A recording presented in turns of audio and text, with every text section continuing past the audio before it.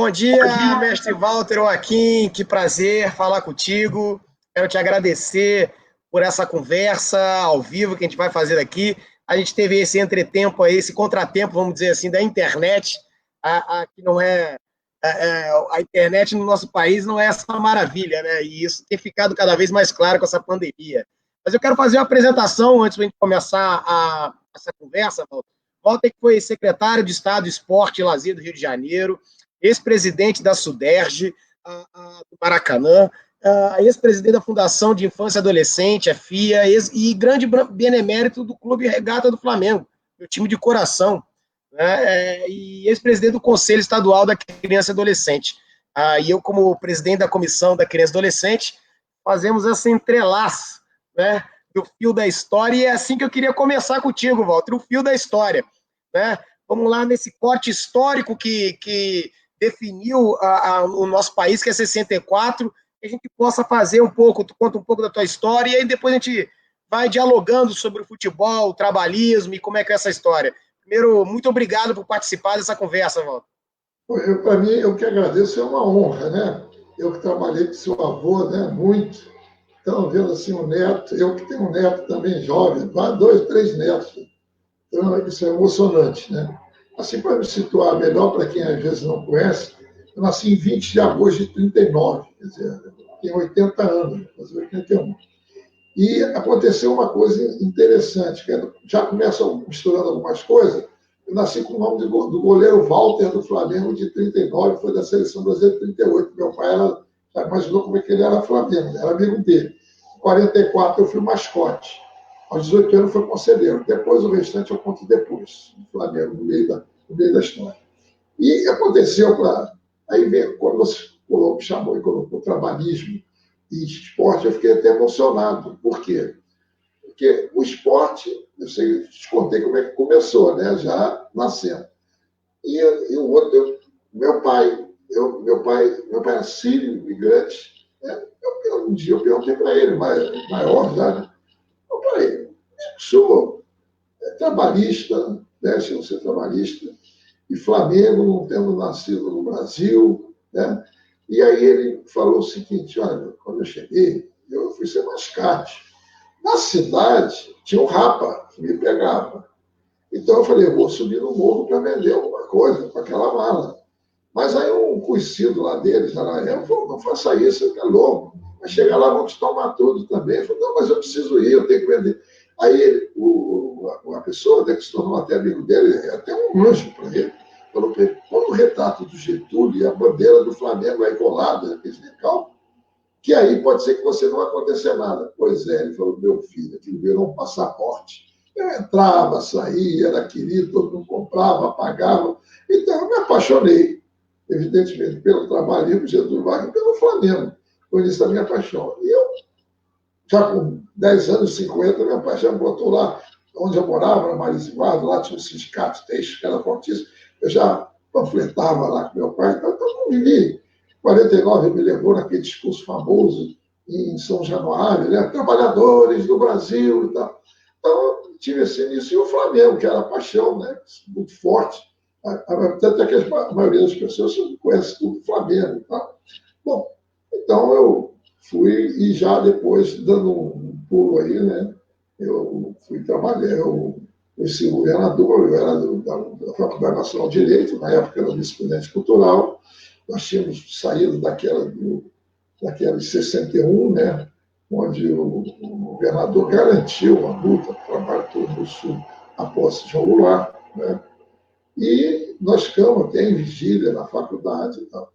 E aí eu peguei, no final, quando terminou tudo, ele veio o Rio, no final de 61, eu fui conversar com ele, ficava no banco da província do Rio Grande do Sul, se não me engano, às vezes o tempo pode ter uma falha.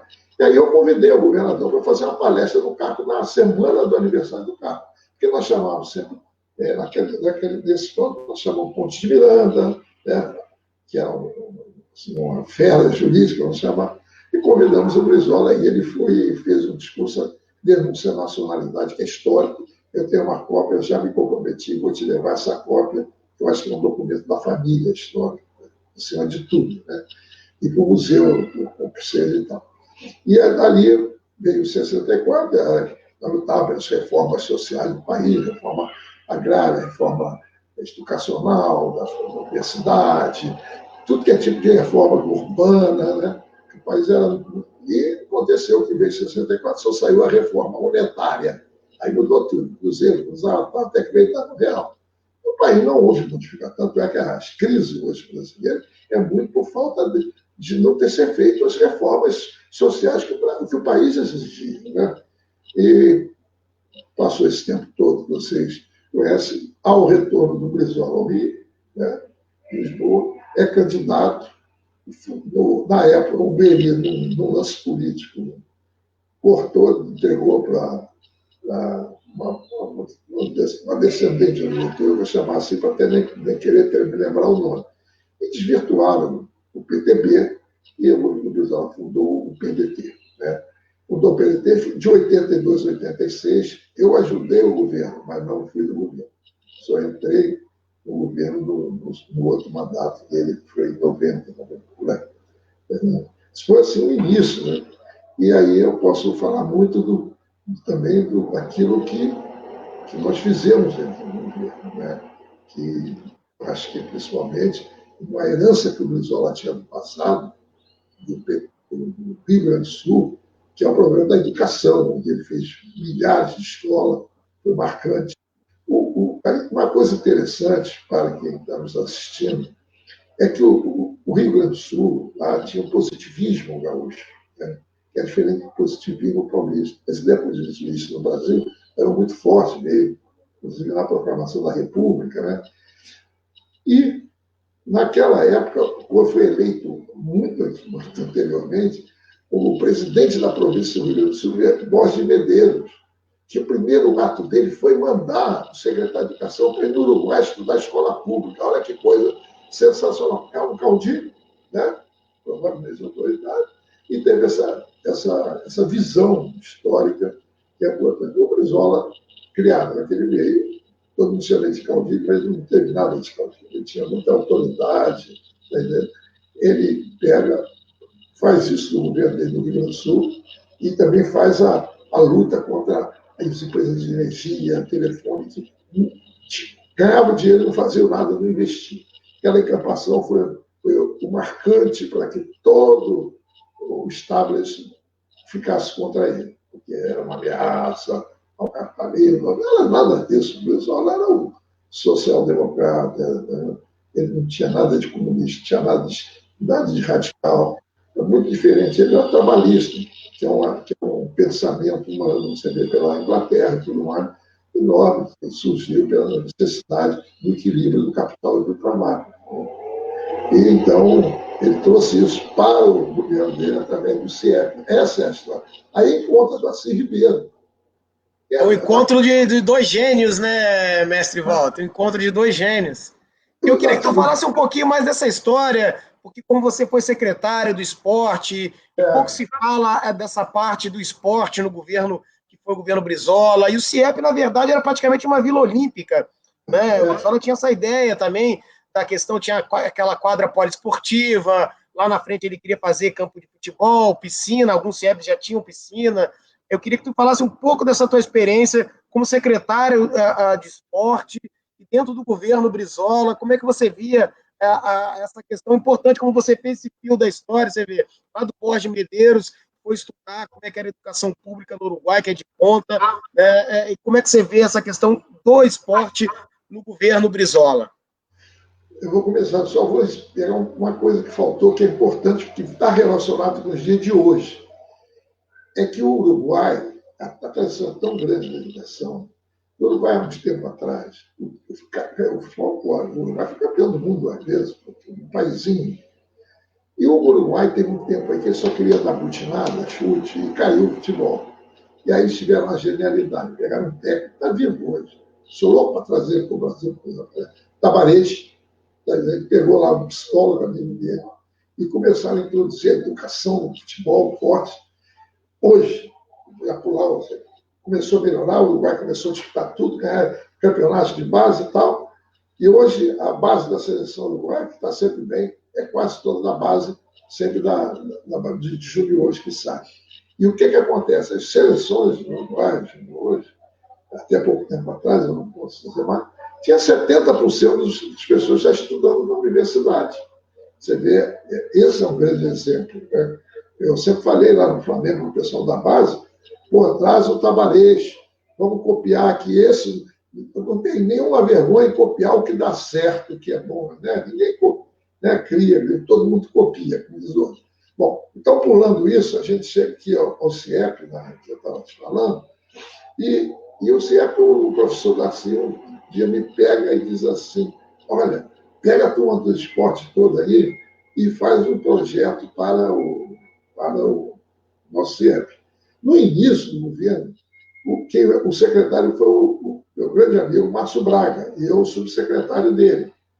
O Márcio tinha saído do PMDB, ele tinha ido para o PDT. O senhor Brizola me chamou e disse, olha, o Márcio realmente era uma pessoa que estava como presidente do Flamengo, né, presidente do Flamengo. Eu queria que ele convidasse o secretário, mas não queria que você ficasse como subsecretário. Ele precisava ter mais nome. Eu já era vice-presidente com o Márcio Braga no Flamengo, certo?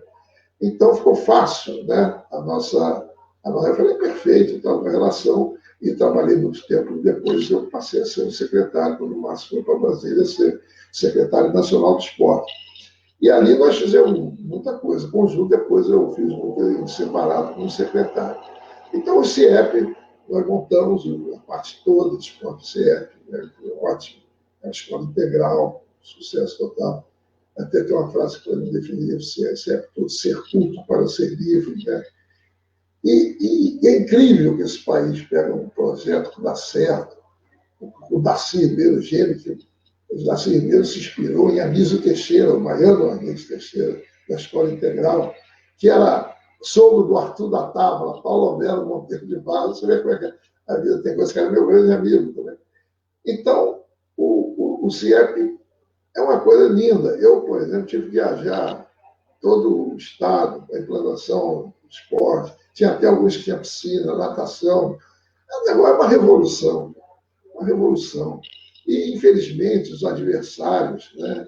Inclusive adversários à esquerda, não só apesar que tivesse a direita, também tinha adversários à esquerda, que queriam hegemonia, que é o caso claro, o PT precisava, queria suplantar o PDT na época. E aquilo ali, a gente sofria muito. Eu ia para os municípios, né? Via, cara, mas a gente conseguia pela qualidade do trabalho, pelo investimento feito, tá vendo? Pô, é uma coisa assim muito gratificante, linda, entendeu? Uma coisa emocionante, né? E você vê aquela garotada, ainda tinha um lugar para morar em cima, que os garotos de rua daquela região ficavam lá com bombeiro, pegava um casal de bombeiro. Era um projeto emocionante, mas um projeto que realmente mudava, vamos usar a palavra que está na moda, patamar, né? O Flamengo mudou de patamar, mudava o patamar da educação. E em vez de todos os políticos brasileiros, todos os partidos, pegaram essa ideia, colocar o Brasil acima de tudo, não, destruir. O que entrou governador depois atestava o ferro do CIEP. Olha que coisa, né? Uma coisa assim inaceitável. E o CIEP foi o carro-chefe, né? Indiscutivelmente carro-chefe, com grandes resultados na época. Mas também não só foi o CIEP, nós tivemos o Sambódromo também, que os carnavais do Rio era arma, desarma e tal, e o Sambódromo ficou com uma vantagem maravilhosa. Embaixo do Sambódromo, todo é CIEP. Outras escolas, não, CIEP são escolas. Se existe uma palavra Sambódromo CIEP, esse seria um deles, né? Inclusive, a gente tem que convencer no Brasil que a ignorância mata os pobres, é preciso matar primeiro a ignorância. O país só vai para frente com educação e saúde, que são as políticas básicas. Sendo que na educação tem dois apêndices, que é a cultura e o esporte, né? Então, na época, assim, foi até uma coisa espetacular. O governador gostava muito das torcidas, nós pegávamos. E as torcidas do Flamengo, na época, ainda não estavam muito infiltradas, né? E depois começa a entrar a pessoa, que não deve. E nós fizemos lá o Brandão Monteiro, que foi secretário de transporte, meu grande amigo, também Flamengo, Monteiro, sócio proprietário do Flamengo. E nós fizemos aqueles ônibus padrão levando as torcidas. Então, isso é muito bonito. né? E o Maracanã também não era só o Maracanã que nós fizemos. Levamos 120 mil crianças humildes da comunidade para ver jogos no Maracanã. Era uma coisa assim, né? E isso ajuda muito o clube. Por quê? Porque o que faz o clube é a marca. A marca, nós só conseguimos grandes contratos com a marca. Todos tiveram essa oportunidade.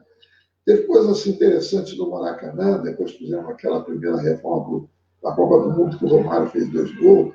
Quando for fazer, foi uma reforma pequena, que não tinha dinheiro, não é essa última aí que fizeram diabo, jogar dinheiro fora, uma coisa horrorosa. Né? Aquela não, foi uma reforma pontual, melhorou bastante, manteve a geral, né? Nosso Geraldino, como diz o Washington Rodrigues, Geraldino Zé Arquibaldo. E eu me lembro que naquela época, quando foi começar a reforma, eu falei para o governador, eu como garoto, jovem, tricampeonato Flamengo, eu ia assistir na geral, adorava assistir na geral. Mas a geral tinha um problema, que de um lado, o senhor não vê o outro lado totalmente. Ele tem e não é bom. E aí, conversando com ele, dei a sugestão, na hora ele, pô, perfeito. Ele era um homem que tinha uma visão popular, e levantamos um pouco a geral. Isso é uma coisa simples, mas é popular, né? É boa para o povo, é o carnaval, cultura popular.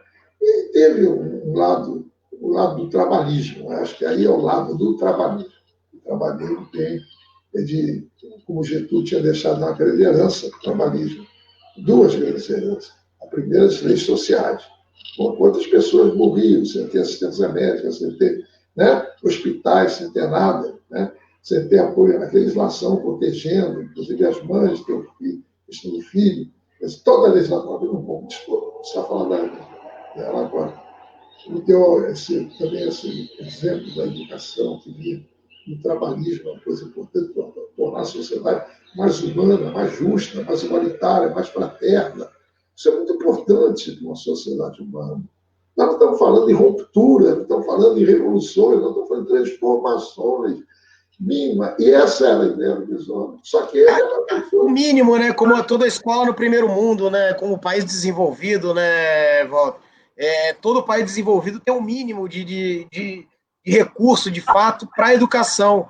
Pela primeira vez, o Brizola inaugura, dentro do orçamento da educação, 30% do orçamento destinado para a educação. E o que acontece hoje fica claro que é o mínimo constitucional, 25% virou o máximo de aplicação. E você vê, não teve continuidade no projeto, acabaram com o tempo integral. Hoje a criança, no máximo, vai até 2 horas da tarde, quer dizer, não é um tempo integral, prejudica de fato, principalmente o pai e a mãe. O CIEP, na verdade, era para manter a família unida, né? Era para poder o pai e a mãe terem a liberdade de deixar seu filho bem assistido, com médico, dentista, com esporte, animador cultural, com refeições, e, inclusive vinha de banho tomado para casa de barriga cheia, eles poderiam ali ir para o mercado de trabalho, trabalhar tranquilo, e ao final do dia buscava o seu filho 5h30, 6 horas da tarde, e o único trabalho era colocar para dormir. Eu queria que você escreveu um artigo muito bacana que o Juca Kfouri publicou, sobre esse modelo novo do futebol e dos estádios de futebol, que é o período pós-Copa do Mundo. Né? Ou seja, praticamente acabaram com a geral, né, com o Arquibaldo, como você mesmo coloca, os Geraldinos. Os preços dos ingressos foram caríssimos, inclusive até para a classe média, de fato, são preços às vezes absurdos. O que deu uma pouco elitizada das torcidas, do público, vamos dizer assim, do futebol. E você coloca ali muito bem que impede aquela criança de ir ao estádio, se apaixonar, como foi, você vê, toda criança que vai ao estádio e vê um Flamengo jogar, vê um grande espetáculo daquele, né, ou seja, um menino pobre, ou que tem a oportunidade de ir, tem um amor de cara. Eu, primeira vez, quando eu cheguei no Rio de Janeiro, eu nasci em Porto Alegre, logo fui para o exílio, e vim para cá quando meu avô foi governador em 83. E aí a primeira experiência que eu tinha, embora eu morava na Pereira da Silva, em Laranjeiras, do lado do Fluminense, né, até acabei indo para o clube e jogar futebol de salão, mas meu primeiro contato, de fato, no Maracanã foi com o Flamengo. E ali foi paixão à primeira vista, e aqui, claro, hoje em dia na minha casa é aquele centralismo democrático, que todo mundo é Flamengo. Ou não almoça, como diria um grande professor amigo meu, o pai dele colocava assim para ele: olha, aqui todo mundo é Flamengo, se não for, não tem almoço. Queria que você falasse um pouquinho mais dessa questão dos estádios, essa mudança política de fato que aconteceu, ou seja, estádios padrões FIFA e caríssimos, e afastando a população dos estádios. E aquela beleza que era o Geraldino, a festa, né? Aquela coisa alegre, o cara saía da praia, e o ingresso barato, já ia de sunga, já ia a festa do povo, né? Esse é o barato do Flamengo, é bom porque é popular, né? Isso aí, essa questão da legislação do futebol, aconteceu muito na FIFA, com a Copa do Mundo lá na França. Por sinal, eu estive lá. E aí eles tomaram como um padrão, né? E esse padrão não podia ter geral, não podia ter nada, quer dizer, elitizado. Mas uma coisa é você falar Europa, falar Estados Unidos, depois é falar um país subdesenvolvido. Até alguém dizia, fugiu o nome agora, que ele achava, se não me engano, acho que foi Celso Furtado, não tenho certeza. Dizia assim, o Brasil é uma grande delícia. Quer dizer, na época que a Índia também estava, né, sempre foi muito pobre, agora está melhorando, né, que é uma mistura de Bélgica com Índia, né, que era mais ou menos isso, uma minoria. Então o Maracanã, o esporte, ele tem até uma grande coisa, que é a democratização do pensamento. Quem gosta de futebol, quem gosta de clube, é apaixonado, ele não olha categorias sociais. Um gol, ele se abraça com quem estava do lado da arquibancada. Na rua, um patrão no seu escritório, tal, na hora do cafezinho, tem o cafezinho. Se o pessoal for discutir futebol, o cafezinho entra na discussão. Um centro de comércio do prédio, um prédio luxuoso, mas o porteiro está lá, como é que foi o nosso Flamengo, o Fluminense, o Botafogo, que seja. Então, o futebol é democrático. E aí começa o futebol a virar antidemocrático, quer dizer, à medida que você não permite que o pobre vá ao estádio, o garoto vira para o pai, como é que o senhor pega? Vou torcer, no caso do Flamengo, que eu fiz um artigo, mas eu vou torcer para o Flamengo, o senhor nunca me levou ao estádio. Eu não podia ir, não tinha como ir. Então, é claro que o estádio, você não pode botar tudo que é pobre lá, mas ele tem que refletir uma sociedade. Você tem que ter um espaço para quem é trabalhador, quem tem carteira assinada, ou quem não tem carteira assinada, porque hoje no Brasil o que tem mais é menos carteira assinada, né? A informalidade, desemprego e tal. Eu me lembro, até falando de desemprego, para não perder, na época que eu estava lá, que teve um momento de grande desemprego, eu fiz um acordo com os clubes, eu baixei a taxa de administração, e em compensação eu peguei 3 mil, se não me engano, 2 3 mil ingressos de geral gratuito. E eu deixava aberto lá para quem estava desempregado, formava aquela fila.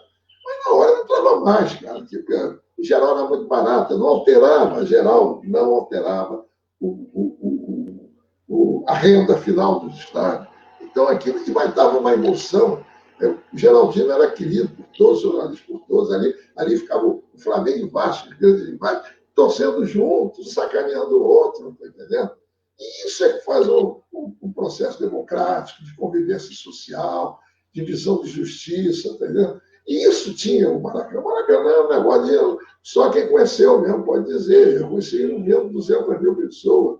Você ter uma ideia, eu desfilei na inauguração do Maracanã 50, era estudante. Quer dizer, e depois fui ser presidente do estádio. Isso é um corte histórico fantástico. Entendeu? E aí, elitizaram isso. E eu gostei muito, eu fiz isso no Flamengo, até os mais elitistas me atacavam, está entendendo? Me atacavam. Mas depois prevaleceu. E, recentemente, até começou já no final da gestão anterior, eu tinha uma frase e o pessoal acatou a frase. A torcida do Flamengo, o manto sagrado, o Maracanã, transforma os jogadores como verdadeiros heróis. Como é que se faz isso? Baixa o ingresso para a torcida do Flamengo ir, para de jogar com camisa amarela, depois vai com vermelho e preta, ou a branca a segunda, e a terceira no Maracanã. O melhor estádio é o Maracanã. Quando me perguntaram uma vez, numa discussão, todo mundo, qual é a primeira alternativa do estádio? Um dizia, outro estádio, outro, isso, aquilo. Eu falei assim, só tem 3 hipóteses para o Flamengo nos pontos. Aí um perguntou assim, qual é? Eu falei assim, primeiro Maracanã, segundo Maracanã, terceiro Maracanã. Acabou. Está entendendo? E é claro, para investir. Aí o Corinthians fez um estádio, está cheio de problema. É raro um que possa dar certo. Essa é uma parceria que não dá certo. A parceria que não dá certo é essa. É um prédio público, próprio público. É muito melhor deixar com o clube do que entregar para um terceiro que só quer ganhar. Não é que você já conta o cara ganhar, mas pô, vai ganhar em cima de clube de futebol que já não tem. Porque o clube de futebol mantém uma cultura popular do futebol, mantém uma paz social, mantém o equilíbrio. A violência que às vezes tem no futebol é outra coisa, não é do futebol. A violência é da sociedade, né? É do tóxico, do tráfico, né? que cria, né, esse ambiente de. E o outro não. Então, hoje lá no Flamengo, hoje o Flamengo está com o Maracanã, nós temos lá um grupo expressivo interno, até a própria diretoria, na sua maioria, acredito, é da gente tirar uma parte ali, passar uma parte social. E vou dizer uma coisa para você, tem um belo exemplo na Europa, maravilhoso exemplo, que é o Borussia de Dortmund, até com sua camisa amarela. Né? A única vez que eu gostei da camisa amarela foi desse Borussia. Eles ficam atrás do gol, tem um geral atrás do gol, geral arquibancada, né? Porque não tem, os caras não têm um centro, eles parecem 20 mil, né? Tá entendendo? Que é um lugar. E hoje na Europa os outros clubes estão começando a imitar, porque não é possível. Na Inglaterra, os clubes, os torcedores da primeira divisão só torcem para a segunda, terceira ou quarta, por expulso por causa do preço do ingresso. Está entendendo? Quer dizer, porque há muito dinheiro na Inglaterra, e isso é abafado, não é visto. Né? Mas é isso. Quer dizer, você pega o torcedor. O futebol, se você analisar a política de futebol, você vai descobrir coisas impressionantes. Por exemplo, o Spartak de Moscou brigava contra o Dinamo de Kiev, era da Ucrânia, mas tudo era a União Soviética. Na hora que jogava, era porrada mesmo, rapaz. As torcidas, aquilo era o mundo ali. Mesma coisa na Iugoslávia, né? Os sérvios com croatas, o Zagreb, né? Digo Zagreb, o Spartak que parece da Sérvia, da Iugoslávia. Então tinha, eu não sei exato o nome, mas tinha em todo lugar do mundo manifestações enormes, tá entendendo? Em relação, você se lembra de Hooligan, aquelas coisas todas. Hoje mesmo no futebol você vê, às vezes, mas são às vezes grupos racistas, mas são repudiados, tá entendendo? Virou minoria, né? Aquela coisa toda, que a consciência democrática do futebol, do jornalista e tudo mais, e da sociedade, não permite esse tipo de discriminação. E também, outra coisa muito importante, você vê o negro no futebol. O futebol brasileiro era elitista. Quando veio da Inglaterra, Charles Miller, só tinha branco. O Flamengo começou no Remo, né? Só que entrar um pouquinho de Flamengo, para a pessoa que gosta. Eu escrevi um artigo, Flamengo Holanda Copa do Mundo, que retrata uma viagem que eu chefiei uma delegação do Flamengo para a Europa. Esse artigo, vocês podem ir no Google e botar lá, Flamengo Holanda Copa do Mundo. Vocês vão adorar, porque você é Flamengo, cara. Quando os holandeses vieram no Brasil e foram expulsos, 300 não tiveram lugar para voltar, entendeu? Aí eles pegaram, não podiam ficar lá, vieram para o Rio de Janeiro, para a Praia do Sapateiro. E o pessoal daqui chegava, porque, veja bem, naquela época a gente fala Holanda, mas na época era Países Baixos, os povos holandeses, flamengos, etc. E o melhor produção devia ser o povo flamengo, né? Pelo nome já reverencia tudo. Aí o pessoal aqui no Brasil chamava assim os nativos, espanhóis, Praia dos Flamengos. E ali nasceu a Praia do Flamengo. Essa história eu contei em 1988 da Holanda, que o Flamengo foi disputar o campeonato lá. E eu contei a história que tinha 3 pontos com a Holanda com o Brasil. Primeiro era os holandeses, né? Aí falei de Maurício Nassau, que respeitava os nativos, e o grande governo, foi um grande. Né? Depois falei do futebol holandês, Art, Cruyff, Nesk e tal, que era igual ao futebol brasileiro na Europa. E terceiro, eu contei essa história do Flamengo. Quando eu cheguei aqui, o pessoal do Museu do Flamengo foi me entrevistar e me perguntar se você se sentiu, fizeram a pergunta, se você se sentiu com Barbosa em Haia, como o Barbosa em Haia tinha feito, né? Aquele show daquela época. Pô, eu fui Barbosa. Aí eu respondi, um bom rubro-negro. Não, eu não me senti com Barbosa em Haia, eu me senti Urubu e Amsterdã. A reflexão ficou assim, muito marcada, né? Eu me horrei, tem que rir daquilo que eu estou falando. Mas é verdade, quer dizer, é um lado popular. E aí é urubu, né? Urubu aqui, o meu amigo veio aqui da minha rua, que jogou lá no Maracanã no dia de jogo, mas pegou, né? Quem que pode ter urubu? Quem pode pegar um urubu para se transformar numa torcida? É um bicho que todo mundo sabe que come resto de tudo, carniça, aquela coisa toda, né? Aí eu vou te dar a explicação agora. Nunca falei nem para você, meu irmão. Você vai saber agora. A explicação vem de que toda organização popular tem que ter essa coisa diferente. E aí eu vou voltar ao seu avô. Reunião do diretório regional. Tá? E era uma reunião importante. Todo mundo. Tinha um sujeito que ficava bêbado, nem fazia nada, ficava na rua bêbado, mas ficava lá na porta do partido, ali era na 7 de setembro, ficava lá. E aí, quando você está lá, o cara sentado, né? E bom, mas sentado. Aí começa a reunião, começa a conversar. E ele entrava, porque o governo deixava assim. Aí ele começou a falar umas bobagens lá, nem pediu palavra. Aí a turma chiou e tal, bota lá fora, aquela coisa toda e tal. Aí eu disse, não, deixa ele aí. Olha, vê lá, hein? Vê lá o que você vai fazer agora. Aí o deputado falou assim, governador, não dá para ele ficar aqui. Aí ele falou, olha, eu vou te falar uma coisa, presta atenção. Partido, ou clube, ou o que é que seja, no caso do nosso partido, que não tiver maluco e bêbado, não é popular. Ele está falando que é isso. Eu guardei essas Brizola para mim, levei para futebol logo. É o Flamengo. Isso é um maluco. Não é maluco, é porque é Flamengo. Tem um cara lá que às vezes escreve uma pessoa de bomba. Aí o cara fala, tá vendo? Esse doido, fala, deixa o doido, rapaz. É doido e bêbado. O dia que tirar isso do Flamengo, perde a sua identidade.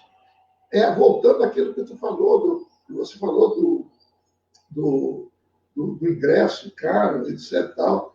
A marca, o ingresso representa 8%, 7% de um orçamento geral. A marca é tudo.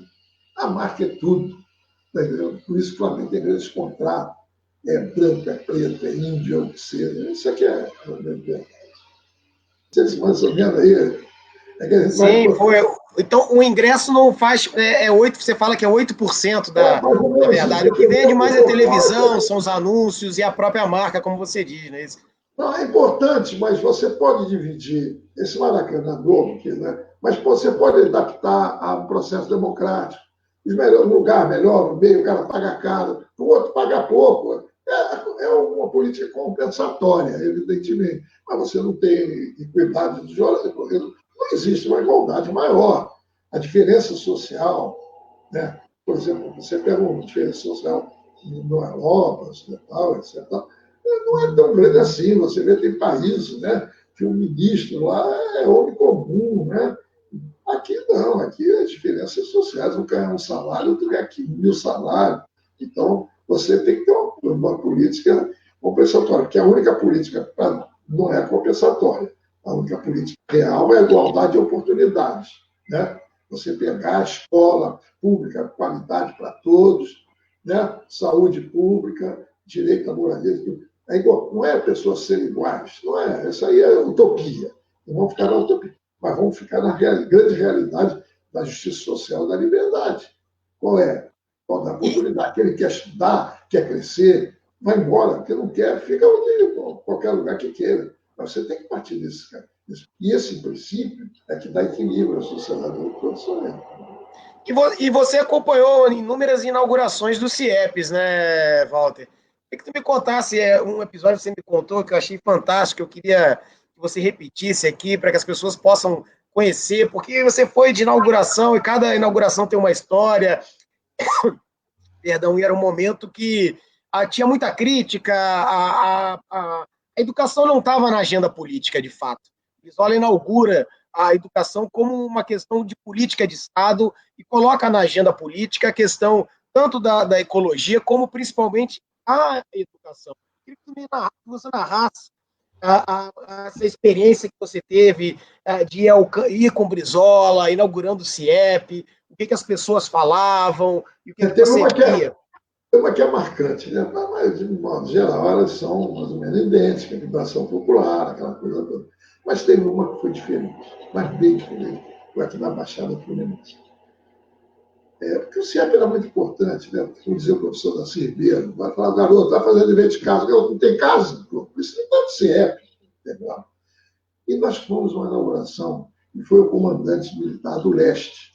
Você sabe que os militares não tinham, assim, não tinham simpatia nenhuma com o Brizola. Que eu achei até estranho, porque o Brizola era um cara nacionalista, os militares naquela minha época eram todos nacionalistas.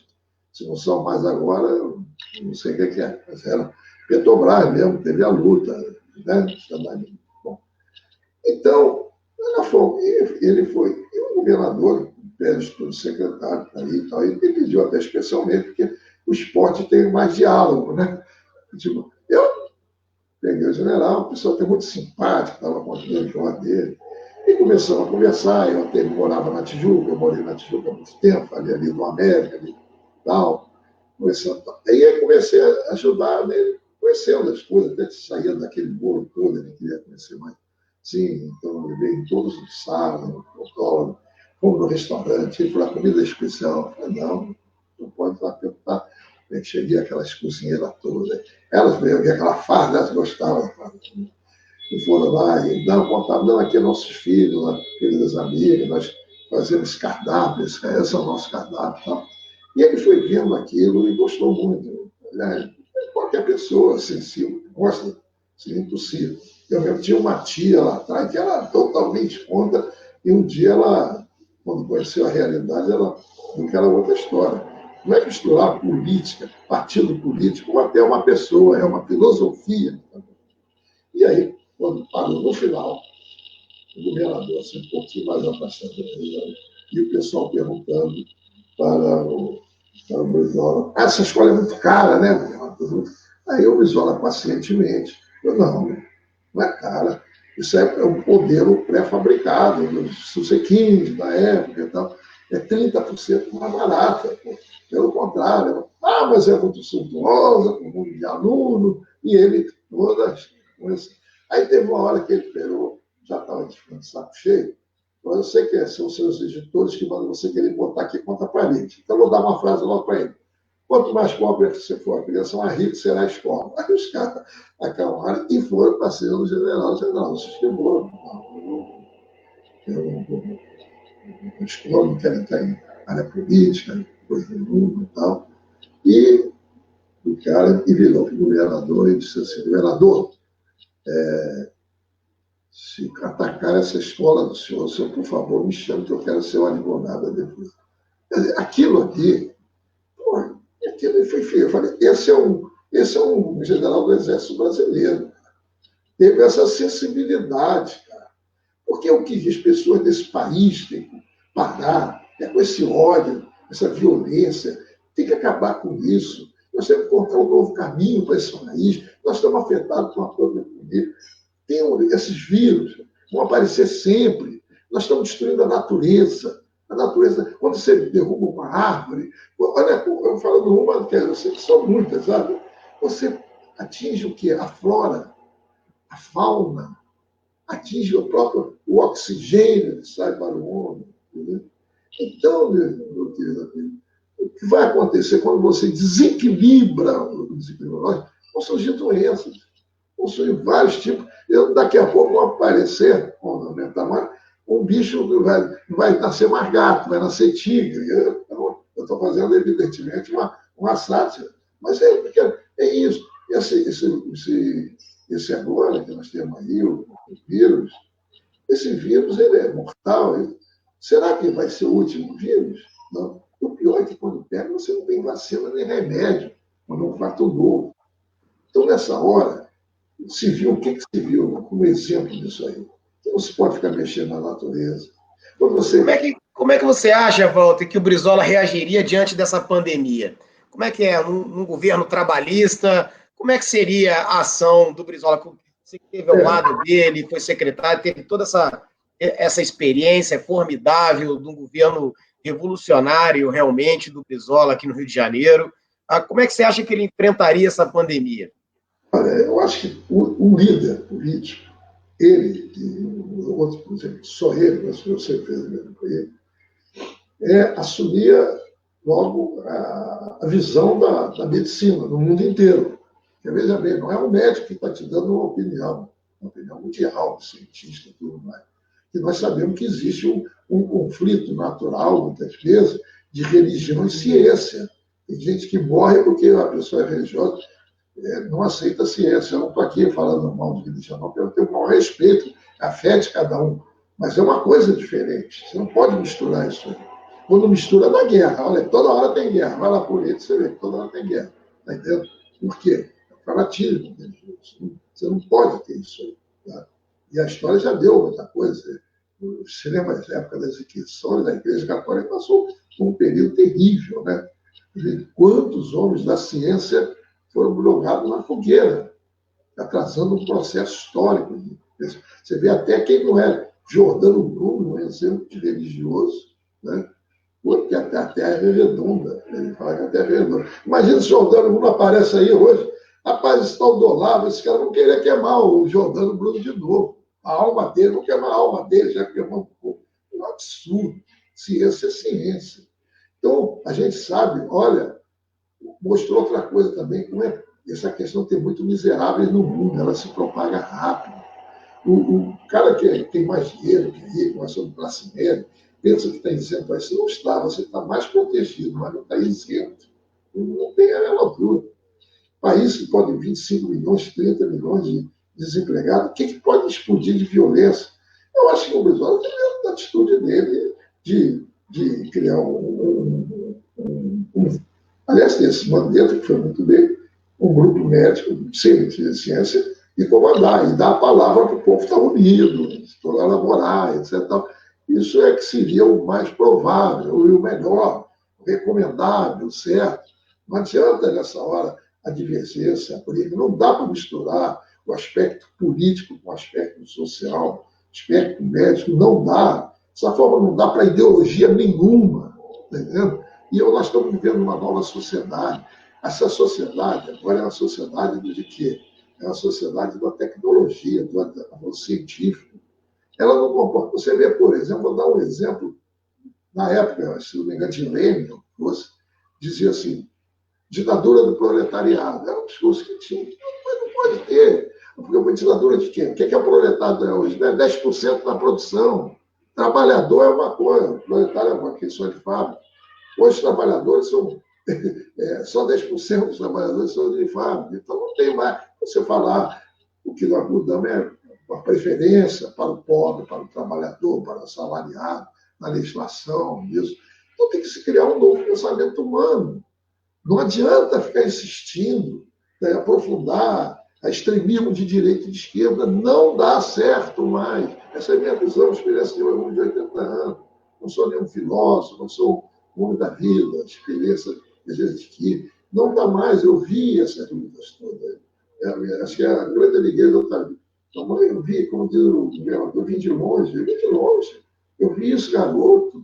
Eu, com 10 anos de idade, estava ali na porta do sindicato texto, uma hora que tem lá na Marisa e Barro, tá entendendo? Os caras falando do Getúlio, passando os pessoal de classe média alta, falando brigadeiro, quer dizer, aquela briga, tá entendendo? Que tinha, a gente assistia isso, eu assisti movimento de esquerda, de direita, tudo isso. A Guerra Fria, gente, não tem ideia o que é a Guerra Fria, tá entendendo? Que dividiu muito o mundo. A Guerra Fria tem que acabar, né? Não pode ter mais essa Guerra Fria.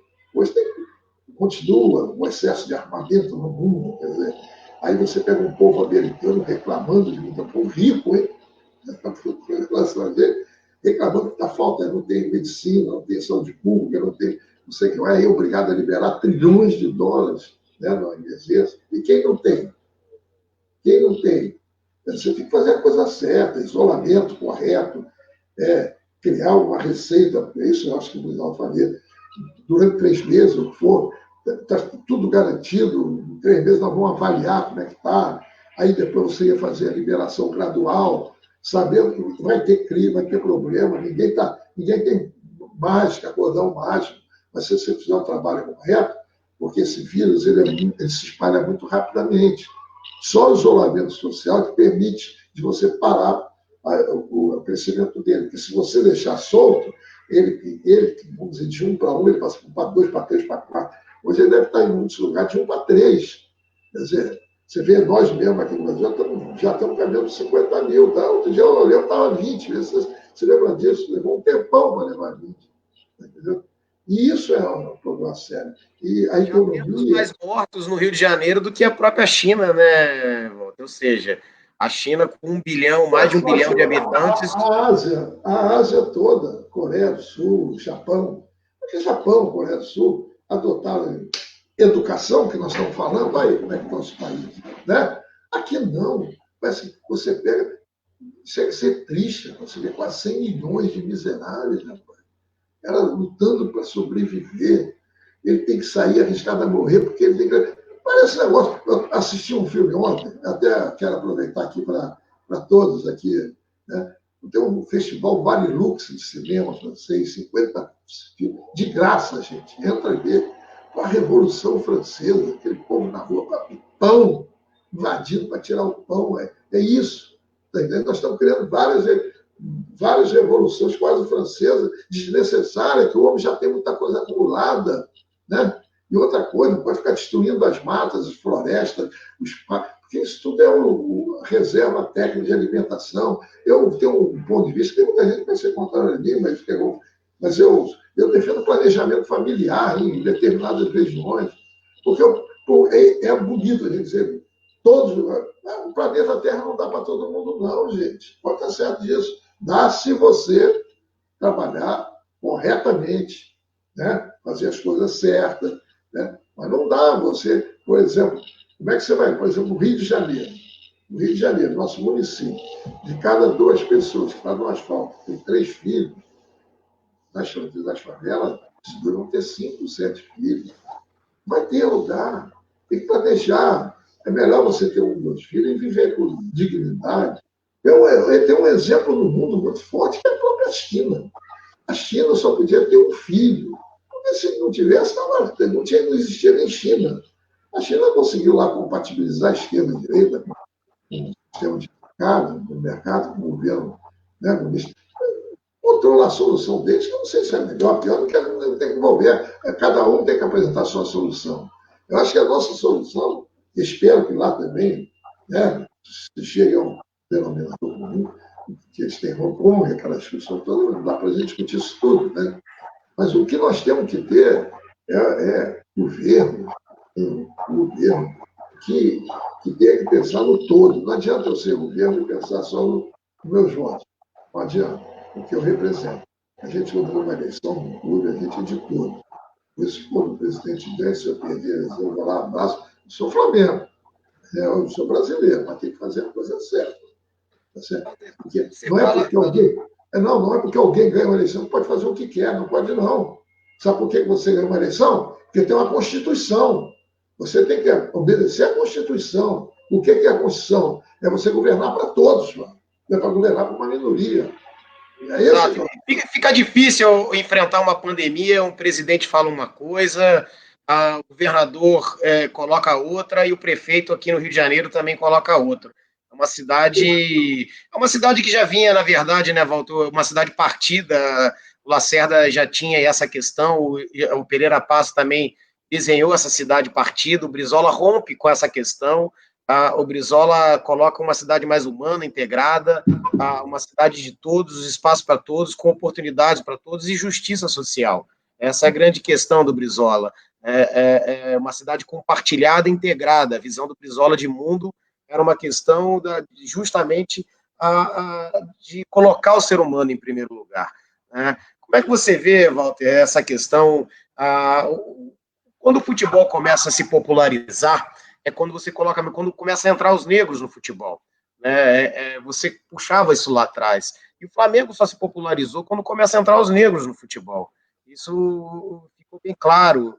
E com essa elitização do futebol hoje em dia, você teme que de fato, eu queria que você fizesse uma análise, porque na ditadura o futebol se posicionava politicamente, tinha a democracia corintiana, havia posicionamentos políticos, anistia, diretas já, e aí passa que depois tem abertura, a própria imprensa também não dá, a própria imprensa não coloca essa questão dessa discussão política do futebol, e o futebol sempre esteve inserido na política. Essa que é a grande questão.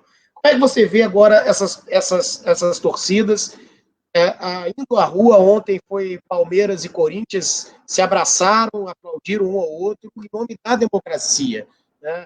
Como é que você vê essa ida das torcidas voltando para a pauta política e um pouco da imprensa, a imprensa esportiva, eu falo, né? Não dá espaço, poucos são os jornalistas que dão espaço para essa discussão. Bom, só antes de falar, eu só queria terminar na tua fala anterior, no Rio de Janeiro. Eu sei que tem uma figura histórica no Rio de Janeiro, chamada Pedro Ernesto, prefeito do Rio de Janeiro, e a obsessão dele era o hospital público, escola É na Casa Legislativa que eu estou, lá no meu terceiro mandato. Isso. 2 pelo PDT e 1 pelo PSOL. E agora eu vou dizer uma coisa para você, meus amigos. É um detalhe importante. Pedro Ernesto, ele era rubro-negro doente, Flamengo. Mas um dia ele foi para casa, essa história foi contada pelo filho dele, porque quando eu fui presidente do Império Flamengo, ou melhor, do Conselho Deliberativo, fui do Conselho Deliberativo, esse Conselho Deliberativo, eu propus e demos o título post-mortem de Benemérito do Flamengo no Pedro Ernesto. E o filho dele, chamou o filho dele, foi receber ele e tal. E ele contou isso, que o pai chegava em casa, que ele estava para ser caçado, né? Naquela época, preso, né? Porque foi aquele período daquele golpe, naquela época de Getúlio. E aí, quando ele chegou em casa, triste, preocupado, o filho dele perguntou: o que é isso, pai? Ele não ia contar que ele podia ser preso, ele falou assim: estou muito triste, passei ali pela glória, o Flamengo perdeu o campo do Paysandu.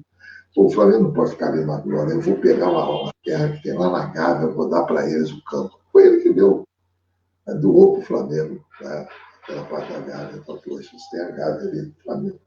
Quer dizer, mas era por que eu falo para ele? Porque isso foi bom mesmo, mas é quem me preocupava.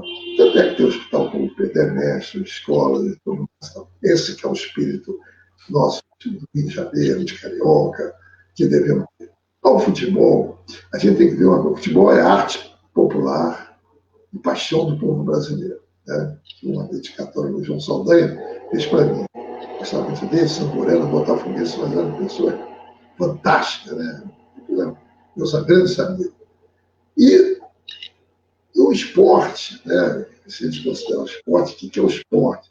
É uma promoção social, é uma promoção de saúde, é uma prevenção às drogas, é uma cidadania. Isso é uma coisa do esporte que você já me voltou agora, voltando para as torcidas.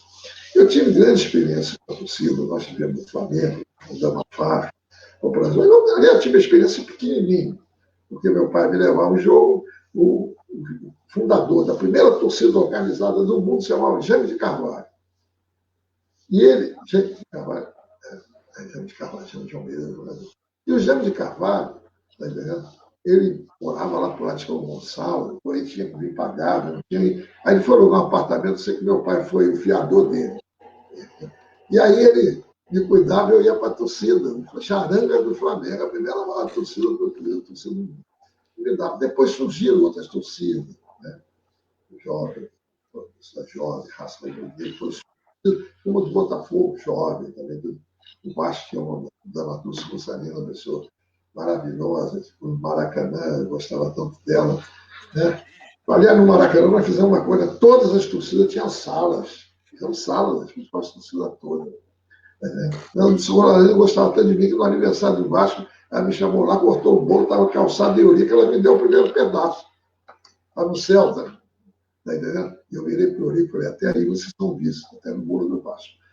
Bom, aí eu tinha que dar gozadinha, não queria perder aquele momento histórico, né? Eu falei baixo, respeito à torcida que estava lá. E a torcida era maravilhosa, tinha associação de torcida. Eu me lembro mesmo, eu contei já há pouco, o governador, conversei com o Brandão Monteiro, era secretário, falei com o Brandão, botar aquele ônibus padrão de 6 lugares, e nunca quebraram o ônibus. Olha, meu velho, quebravam tudo, nunca quebraram, nunca conservavam, tá entendendo? Então, o que acontece? E as torcidas, assim, muito queridas, e faziam a festa. Festa do Povo. Um maior cineasta italiano, fugiu o nome agora, ele, quando teve aquela festa do Maracanã, enlouqueceu. Essa torcida é o maior show popular do mundo. Né? Então, a torcida é isso. A torcida do Flamengo. Flamengo, sem os craques, sem a torcida é nada. Nem o dirigente, nós estamos ali para ajudar. Né? Quem é o povo, o futebol e os jogadores. São o grande sentimento que nós devemos ter, em primeiro lugar, e deixar de querer ser cardeal a vida toda. Isso. Então, mas aí o que acontece? O futebol brasileiro perdeu muito. Aliás, ele no início, voltasse um pouco para a discussão do Negro, Flamengo, no clube de classe média, todos de classe média, jogava mais ou menos. Quando entrou o Negro no futebol, que explodiu mesmo. Tanto é que teve o Fluminense foi botar um jogador negro e botaram pau de arroz. Isso se chama de pau de arroz. O cara começou a correr, suar, saiu o pó de arroz e era mulato, né? Bom, então, o futebol, o Flamengo, Domingos da Guia, Zizinho, nos primeiros Domingos da Guia, Leônidas Fausto, depois veio Zizinho e tudo mais, e a pouco do Negro era espetacular no futebol. Os clubes que primeiro adotaram o Negro foram os clubes que vieram da industrialização. O Bangu, fábrica Bangu, Andaraí, daí Confiança, e o Vasco, que era também uma área industrial. Depois que começaram o dia do futebol. E o Flamengo, quando entrou, 30 e pouco, fez o estádio da Gávea, e dali, o terreno que o Deus Ernesto doou, essas relações históricas, ao fim da história de tudo. Né? E aí e a torcida foi se formando aí, começou com o Engenho de Carvalho. E aí depois ele avançou, e quando nós chegamos a essa torcida toda, mas aí aconteceu um fato, que é o fato da humanidade, né? Principalmente do tráfico de drogas, divisões, pobreza, e começaram as torcidas a ser invadidas por pessoas que não se limitavam apenas a ser torcedor apaixonado. E aí você começou a ter a violência. Né? No Maracanã, nós fizemos, no nosso governo, o GEP, o Grupamento Especial Polícia do Estádio. Ele conseguiu pacificar tudo. Mas na rua ninguém conseguia segurar. Os caras começavam a marcar briga com arma, não pode ser torcedor. E isso aí foi contaminando. A própria imprensa não soube diferenciar corretamente. Nós falávamos, separa, isola. Não adianta acabar com. Festa funcionária. Não é isso, você não fecha. Amanhã, se alguém cara der um tiro lá no Sandópolis, tu vai acabar com a escola de samba. Não é isso, não. Né? Tá parecendo um cara que é traído pela mulher, chega em casa, ele mandou trocar o sofá, porra, que viu a mulher com o cara no sofá. Não, o que é mudar? É o sistema de casamento dele. Então, e o pobre, né, começar a jogar tudo por conta da torcida. Já está havendo um movimento muito grande das torcidas. A torcida sempre participou de futebol, não de partido político, de ideias. A direta já participou muito. E agora eles estão participando no processo também de se manter a democracia, os poderes, né? A divisão de poder. Da mesma forma que ninguém quer derrubar um presidente, ninguém pode querer derrubar um Supremo Tribunal, pode querer fechar um Congresso. Tem que ser o equilíbrio dos poderes. E quem não cumprir a Constituição tem que ser punido. O ministro pode ser punido se não cumprir. O deputado senador pode, o presidente também pode. Então é a lei, é o império da lei. Aqueles que são chamados de bagunceiros é que estão defendendo o império da lei, cara. Isso aqui é verdade. Claro que aí chega no meio da história, sabe como é que é? Entra um cara, Black Brother, não sei qual fala aqui, quebra um negócio, quebra outro e vira todo mundo. Os infiltrados, né? O movimento popular não é fácil. Mas eu vejo de uma forma saudável. Agora, eu acho que era muito o Brasil é diálogo, sabe? Esses que estão muito violentos, tá, pela violência, para pensar, cara. Vamos raciocinar.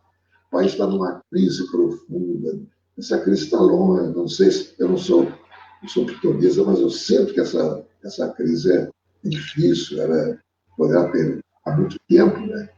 Então é importante haver um grande diálogo nesse país. Acho que isso é fundamental. Obrigado, Walter. A gente está chegando aqui 1 hora. Eu queria te agradecer por esse fio da história com o futebol. o trabalhismo e o futebol, falamos sobre parte do governo Brizola, como foi toda essa construção grandiosa que foi essa escola completa de 3 gênios, como o Brizola também... A linha vermelha sem ser bloqueada. Que porra. Sem pedágio, né? Imagina o Rio de Janeiro sem linha vermelha, né? E acabou antes, né? Acabou um mês antes do prazo do término e ainda devolveu o dinheiro. Não tinha dinheiro, fez tudo, não atrasou o salário nem nada. E mais uma coisa que é importante: é uma acusação que muitos fazem contra o governador, que o tempo, tem coisas que só o tempo mostra. Quando diz assim, ele não deixa subir nas favelas, que ele que protege bandido. Nada disso. Ele protege o povo. As subidas de favela só mata o povo. Por quê? A solução para esse problema é outra. Polícia de inteligência, cara. Se você avança na tecnologia, tu avançou na inteligência. Localiza quem traz a droga, localiza quem financia a droga, segue o dinheiro. Agora fica 30 jovens. Era o Estado democrático de direito, né? Ele queria fazer o mesmo... o mesmo direito do barraco, tem que ter o palacete, né? Não pode ter 2 pesos e 2 medidas à justiça, né? Fica 30, 40 cara lá com arma na mão, em cima, você mobiliza todo mundo, acaba só morrendo inocente. Se você parar quantas crianças mortas, né? Se você parar o tráfico, no sentido de quem leva a arma, quem leva o tóxico, leva tudo, aqueles 30, 40 estão isolados. Qualquer batalhãozinho menor que seja, vai lá e tira os caras de lá. É isso aí. Agora, do jeito como é que está, porque os caras estão secando. Se não entra arma, não entra droga, vai secando. Aí você faz. Só tem essa. Hoje em dia, ninguém resolve. Eu vi. Nada. Hoje a tecnologia permite. Né? O sujeito está lá, combina, que vai ganhar não sei o que, daqui a pouco explode. Como é que souber? Seria o papel do Exército nas fronteiras, aquilo que o Brizola sempre reclamou, né? Dizendo que o Rio de Janeiro não fabrica armamento nem droga. Isso entra pela fronteira. Isso é um papel da Polícia Federal e do Exército nas fronteiras nas fronteiras, principalmente entre os estados, né? Mas eu queria que você fizesse a conclusão, fizesse as considerações finais. Quero desde já te agradecer por esse debate e que a gente possa lá na frente acabar isso aí, tomar um café, conversar mais sobre o governo Brizola, desse desgoverno que é o Bolsonaro e essa fase muito ruim que está o Rio de Janeiro, de um governador que não tem competência alguma, não tem experiência política alguma, e de um prefeito fundamentalista que, enfim, virou, na verdade, ali um puxadinho do Bolsonaro, né, e está praticamente quebrando o município do Rio de Janeiro, praticamente está quebrado o município do Rio de Janeiro e vai ter muitas dificuldades, inclusive, de pagar o próprio servidor, né, até o final do ano. Queria que você desse a consideração final, Walter, e mais uma vez quero te agradecer por a gente por ter feito esse fio da história do futebol e o trabalhismo. Eu te agradeço, né? Você aí é o herdeiro da família, é uma pessoa que eu gosto muito, você sabe disso, né? Vi muito, o papai é uma pessoa avançada, e eu fiquei muito feliz, porque a gente restabelece algumas coisas que as pessoas, às vezes, hoje não sabem. Que povo que não tem história não tem perspectiva. Né? Você tem que conhecer a tua história, não para copiar a história, não. É para ampliar a tua perspectiva. Porque não adianta o cara ler, por exemplo, um Velho Testamento e querer botar a sociedade Velho Testamento. Não, isso não existe. A pessoa tem as experiências históricas, são para você acumular com novos conhecimentos e avançar, ainda mais no período da tecnologia que nós estamos vivendo. Então, eu quero me despedir e pedir a todos, meus amigos, desculpe assim, por ter falado muito, mas eu sou daqueles que gostam de falar, não gosto de falar, mas gosto de falar com conteúdo. Né? Falar sem conteúdo, não deve. E desejar a todos que se cuidem, a saúde, a família, pense na manhã. E saindo desse momento ruim, fazer uma reflexão, olhar a pessoa como um irmão, não como um inimigo, né? Esse ódio político, social, e vamos todos com uma consciência que nós temos que... E mostrou isso, que todo mundo podia ser um discurso barato, e não é. Educação pública, a gente poder ter cultura e esporte caminhando junto, e saúde pública de qualidade. Esse é o nosso caminho. E temos que lutar por isso. Se todo mundo tivesse a consciência, a gente avança. Eu abraço a todos que estão aí assistindo, espero ter contribuído. E quem quiser, sabe Walter Joaquim, né? Amigo de vocês todos, rubro-negro, apaixonado, né? Nasci com esse nome e estou tocando minha vida. Muito obrigado. Obrigado. Obrigado. Um grande abraço e boa tarde, Walter. Tudo de bom aí.